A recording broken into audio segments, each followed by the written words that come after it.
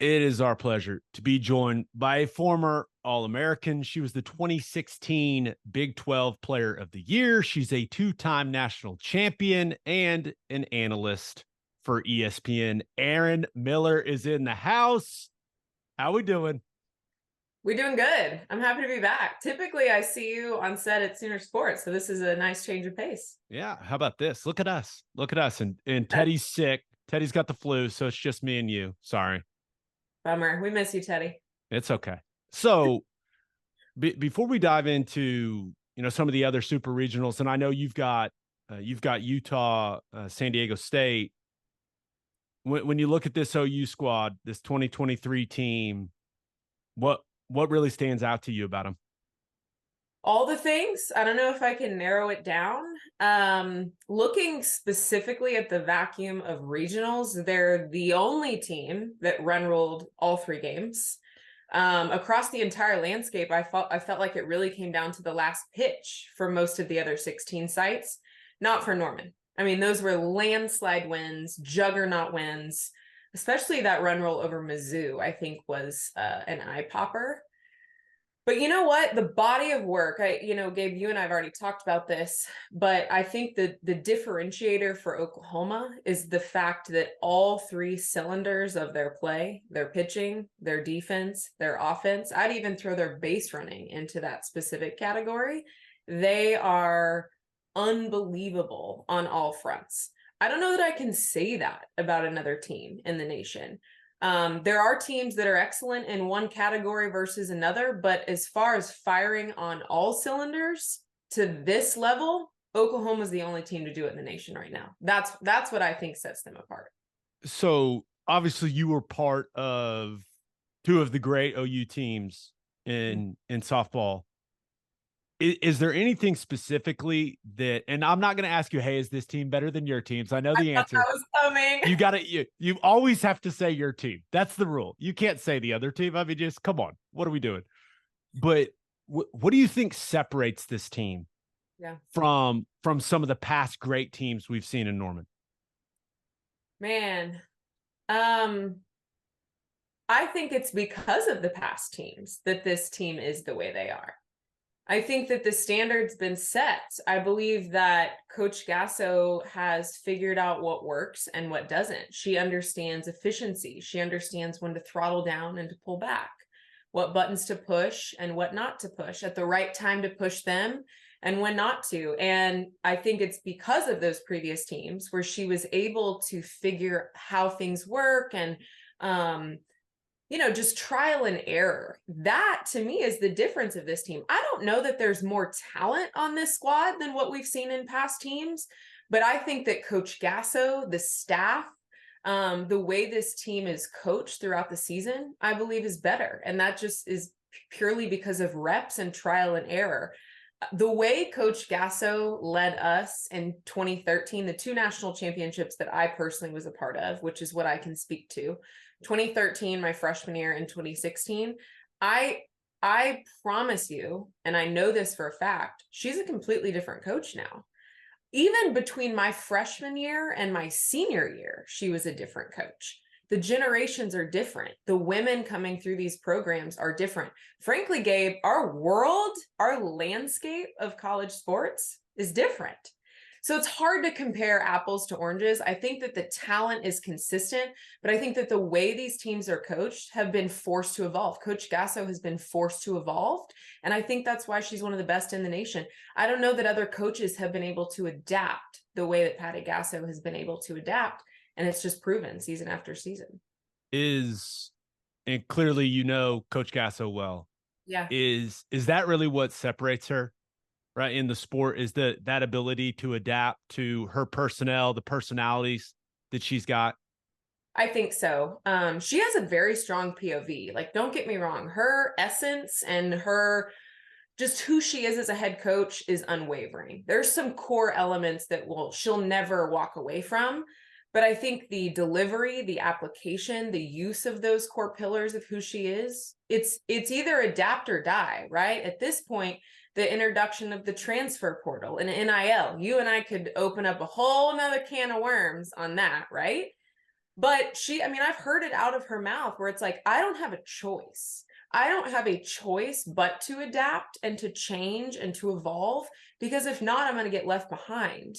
That is just the nature and the truth of college athletics right now. And I think she's done a really good job of staying true to who she is, clinging to the things that are moral pillars of who she is as a coach, but she has adapted and evolved in a really special way. I've enjoyed watching her change. I think that being a grandmother has changed her. I think that a new stadium, the growth of our program, has changed her. Going into the SEC, I think, will be another evolution that we will witness in Patty Gasso. But to your question, yes, I believe that her ability to pivot is what makes her so special. So before we dive a little more into the team, as a former player, can you believe that this program's popularity is where it's at? I know you guys had it rolling. Yeah. Right. But it feels like it's gone to a completely new level here in the state. Like it's not quite OU football, but it's right behind, right? Is it? Says who, Dave? Yeah. Okay. Yeah. No, hey, listen, I hear you. But I mean, how cool is it for you as someone that played the sport, played at Oklahoma, now covers the sport? How cool is it to see this growth of OU and I guess the sport as a whole? The sport as a whole, for sure. Oklahoma, I believe, is on that cutting edge, that they're kind of blazing a unique trail right now. Just to give you a stat, my first year, 2017, broadcasting with ESPN, as a whole, our team of ESPN analysts and ESPN softball, we were slated to cover about 500 to 600 games. We are slated and we are on track right now to cover 2,800 games this year. So we're talking 6 seasons of growth.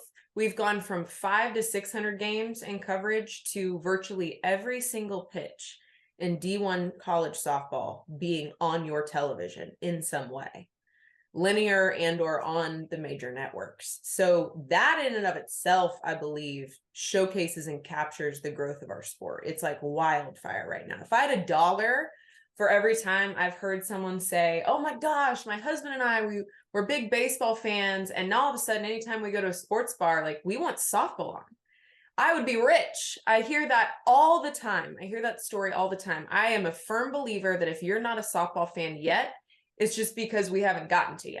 Once we get on your TV and you watch us, we've got you hooked. I know that. It's so fun to watch our sport. OU softball specifically, I think, has caught on to the social impact. I believe our digital media team is the best in the nation. The numbers prove that. There's tons of studies out there, the engagements, the followers, the reshares, the whole 9 yards. Sooner Sports Properties has a lot to do with that. The fact that we are pumping revenue behind this team, we are getting all the support we need in all the areas.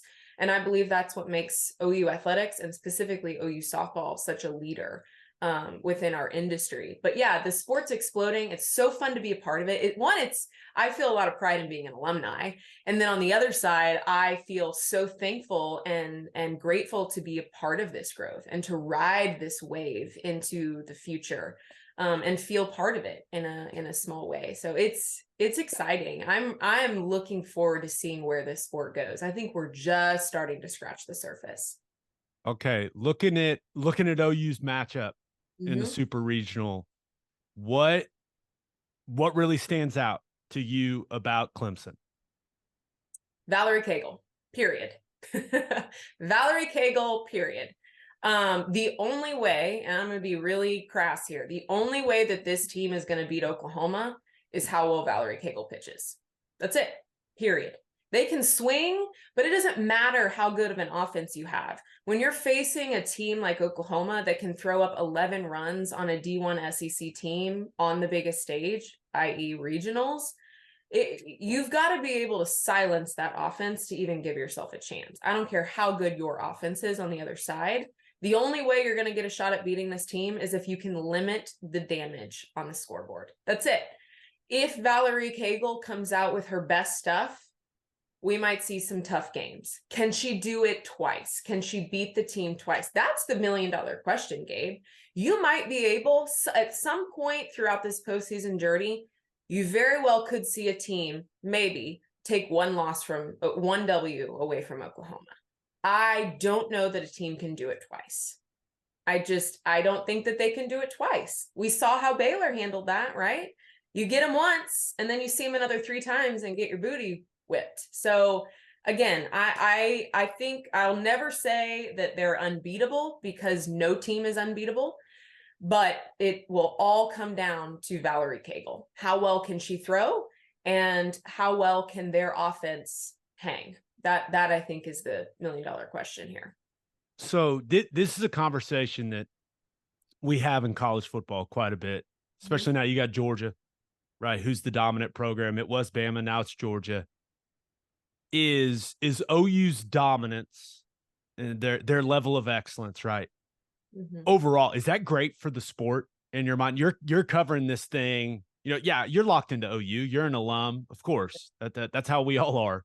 But you've got this big picture view of the sport. Like, do you think OU's dominance is a good thing for softball? I think that this could be viewed through a lot of different lenses. Obviously, the alumni and myself is like, hell no. I mean, hello, keep rolling. Let's steamroll through these next few seasons and snag a couple more championships. So that's the OU in me talking.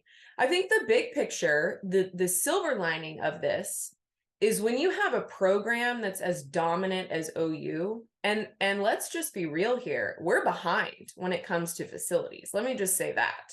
Until we get that new stadium, we are behind. We're behind SEC programs. We're behind some ACC programs. We're behind some PAC programs when it comes to facilities. That is coming, right? There already is shovels in the ground. We're in motion on that.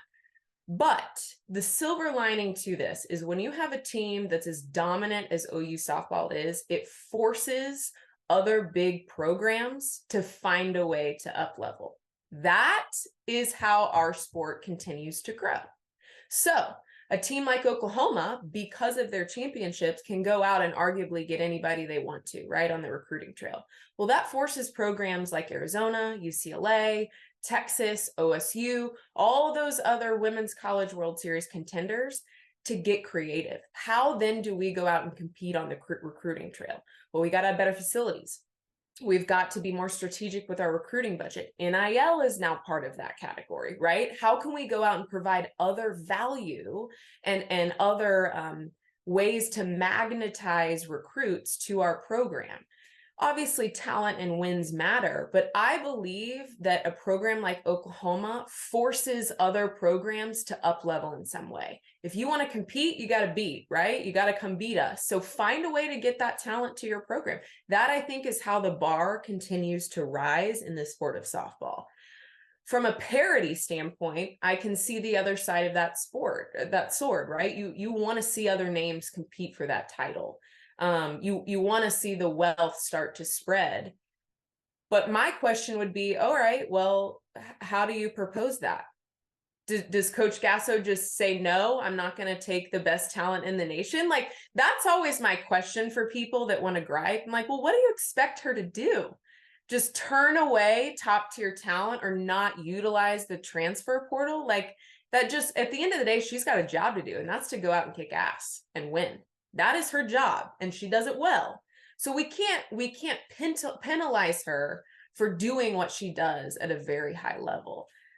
So I can see it from all vantage points, but at the end of the day, like, you can't hate the player, right? She's doing what she's doing, and she's doing it really well. I think some people just get a little crosswise with it. I love that. I love that answer. Now, back in your day, you could rake a little bit. All right, I'll give you the compliment. You could swing it a little bit when you look at OU's pitching staff. Yeah. Right, and I think we've talked to Coach Gasso about it. She views that staff like she's got 3-4 aces that could be the ace for any other team in the country. Right. Of those pitchers, which one are you like? That wouldn't be a great matchup for me. You know, which one do you think has the best stuff? Um, I think I would probably struggle off of Nicole May. I really liked Rise Balls, which I think would match me up well with Alex Storako. I would struggle with the late low break movement on May. Nicole May, I think, is dominant low in the zone. The contrast of those two together, I think, is what makes them so effective. The fact that you can bring in a real spinny high ball pitcher that has high velo like Alex Storako, and then in the middle of the game throw in a Nicole May who's hard, low, heavy in the zone. That's a hard adjustment to make as an offense. So that I think is what makes them so good. Deal, the freshman, we're going to see her name bubble to the top, I think, here in the next few seasons. She's going to get more opportunities. She had a really, really good outing in regionals. I believe that she's going to get some wind under her wings and be a top arm in the nation in the coming seasons. But specifically for me, I would struggle against Nicole May and I would salivate facing Alex Storako. And I might be setting myself up for some heat. Alex Storako might be calling me like, let's go, baby. Let's go have some VP then, hun. And But yeah, then that would be my scouting. Jordy Ball's over there going, well, I What mean, what about me? Jordy Ball is a unicorn. She, I think, is in her own demographic because she can throw both. She can throw a rise and she can throw a drop, which makes her dangerous. So I don't even want to face Jordy. I don't even want to touch Jordy Ball. She would own me. Yeah, I got you. I got you. Would own me. Let's be honest here.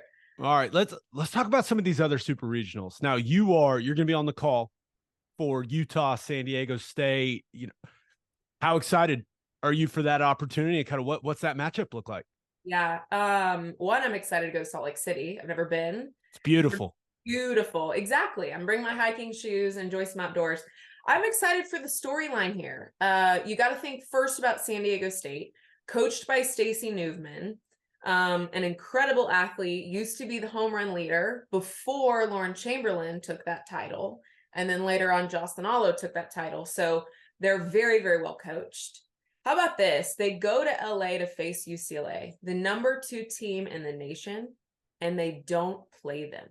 They don't have to play the host team. That's unheard of. UCLA goes 0-2. They're 2 and bounce. And then San Diego State ends up beating Liberty in the champ finals to head to super regionals. I think that storyline is the top storyline right now in college softball. The fact that the number 2 team went 0-2 in their own regional was pretty wild. And then Utah, there's some OU ties here. DJ Gasso coaching, the associate head coach, your guy. And then Paige Parker, who is leading an incredible pitching staff. They've got a lefty that if my eyes were... What does she know about pitching? Right. Come on. Just, yeah, exactly. Yeah, she's a brilliant pitching mind, has done some great things with that staff. They've got a lefty that they look like twins. They're the mannerisms, the way they throw in the circle. It's like a little mini me of Paige Parker. So I am very excited to cover these 2 teams. And talking to Paige and DJ Gasso earlier in the year, I think that they've known for a while that this team had a lot of postseason potential, a lot of talent on this squad, really good offense. They've got some big swingers and some really good senior leadership. So I think that this will be a battle. And either way, the fact that we will either see San Diego State or Utah in the Women's College World Series, mind-blowing. I don't know that anyone had that on their bingo card. So I'm excited to bring that story to your TV. Yeah, you're going to get to experience one way or the other, right? Something it's going to be special. Now, looking at the other super regional matchups, are there any other ones that really interest you that you think could be just great series? I think OSU Oregon is going to be a dogfight. Missy Lombardi, the head coach over at Oregon now, obviously spent over 20 years at OU under Coach Gasso as the associate head coach.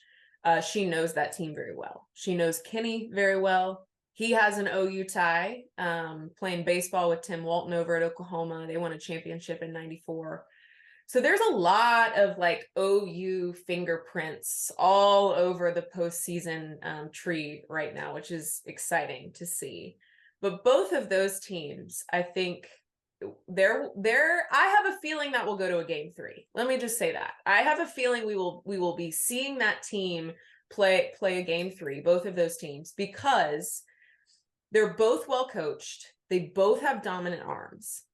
That's the thing, is I think there's going to be a pitcher's duel. I don't know that there's going to be a lot of runs scored. It'll come down to like a final at bat, a final out, a bottom of the 7th storyline, I believe. That's what my crystal ball is telling me about that site. And Amanda Scarborough and Kevin Brown are headed to Stillwater. So you've got some of our Women's College World Series teams covering that super regional. So I think that is one that sticks out to me. I'm trying to think across the nation. I mean, we've already talked about Norman with OU and Clemson. I believe that Valerie Cagle being a top 3 player of the year candidate, that's interesting. The fact that she has to come through Norman and prove that she's a top player in the nation right now, I think is an acid test for her. Overall, I think every year I say this is the most wild postseason I've ever seen. And then for however it happens, the next year, it's even crazier. And this, I think, has been the craziest I've seen. Just the parity, the mid-major noise. We almost saw Marist sneak into a super regional. Middle Tennessee almost beating Alabama. Like there's just a lot of parity going on, despite the juggernaut of OU that we just broke down. There is still a lot of parity happening. All right. So on the podcast, we do this thing called Call Your Shot, right? Where listeners, they send stuff in, and we had them send in a couple questions for you. Okay. All right. So this first one comes from Ron. What up, Ron? He says, I live in Tallahassee, and in my opinion, Florida State is OU's biggest threat in the Women's College World Series. I hear a lot of how it's unfair that the games are held in OKC with such a home field advantage. What are her thoughts on this? Is it a valid complaint? Would OU's success be different otherwise? Okay, let's start with the first part of his question. Yes, I believe FSU is a damn good team. Kat Sandercock threw a perfect game in regionals. She's a stud. Also, another OU connection, Coach Lonnie Almeida being an alumni from the University of Oklahoma. I always got to give that OU love when it's out there. Of course. Of course, you get that. Well coached, storied postseason team. That is the expectation and the standard for the Seminoles. Again, I go back to what it takes to beat Oklahoma. If their pitching staff can show up and pitch the game of their life and reduce the damage offensively, anybody's got a shot. But you got to be airtight in the circle against a team like Oklahoma. Do they have the tools? Yes. It's a matter of how they use the tools, and we'll see how that fares against OU. But I can buy that, Ron. I can buy that. FSU could be a contender to potentially have an upset against OU. As far as the home field advantage, man, this has been a storyline that has been worn out. I hear this all the time. I think the biggest bust to that is what you just saw in UCLA. They hosted and went 0-2 against 2 mid-major schools. So I don't care where you're playing. The game doesn't care. Like the game doesn't know where your feet are. At any given day, anybody can show up and beat you. Now, does it help that Oklahoma has fans that are within 30 miles that can come drive up to the Hall of Fame field? Sure. OSU has that. They had it last year. Texas isn't that far, right? So I don't know. I think it's a cheap, low-hanging way of viewing Oklahoma's success. And to me, it's a little bit of an insult of the body of work that they've put together, both on the road and what it takes to get there. It's not easy, guys. And UCLA is a shining example of that. It doesn't matter even if you host. It is not easy to show up year after year and do what Oklahoma's doing. It's not easy. It isn't. And that's just a fact. So being in Oklahoma, being that close to Norman, yeah, is there a competitive advantage? Okay, I can buy some of that. But is it the reason that they're as successful as they are? Absolutely not. That's a hill I will die on. Well, there you go. All right, last one. This comes from Boomer Bowtie. Gotta love that. Hello, Boomer Bowtie. So what is her most memorable moment on the field and in the booth? Oh, wow. Man, I've called so many games. That's really hard. I've had a lot of walk-offs that I've been a part of in the booth. I think there's not really one that sticks out to me in particular, but I think anytime you're a part of a 7-inning, 2-out walk-off homer, walk-off hit, that's always fun to celebrate on air. Being a part of it as a student athlete, there's two things that stick out to me. Actually, yeah, two. One personally was my senior day. On my senior season, we were hosting Texas at home, and it was Erin Miller Day. My entire family was there. Bottom of the seventh, runner on, tie ball game, full count, 2 outs, and I hit a changeup to walk off the game out of the park on my senior day. That was storybook. That's really, really hard to beat. That's hard to beat. Hard to beat. My whole family there. That was very, very special. The other point I think that was really special to be a part of was the extra inning walk-off in the Women's College World Series when Lauren hit the walk-off against Tennessee. That was pretty special. Just as a teammate, that was such a hard-fought game. We'd been battling from behind, the battle with 2 outs, the run productions with your back against the wall, and then your home run leader and my best friend stepping up and putting a fork in them was pretty fun to be a part of. As a fan, I got to go to the 17-inning game, right? Like the longest game at the Women's College World Series against Florida, OU and Florida, that was wackadoodle to be a part of. I think I was delusional at that point. It was like 1 a.m. I was screaming I had no voice. That was an unforgettable moment in our sport as well. So those are all fantastic answers. Well, Erin, appreciate the time. Have a great call out there in Salt Lake City, and per usual, I'll see you in Oklahoma City. Of course. Hey, tell Teddy to get healthy. Listen, just not all of us can be strong. Listen, I didn't know he was one of the weak ones. Sorry about that, Teddy. I'm sure no one will send him that. All right. See you, Erin. Thanks.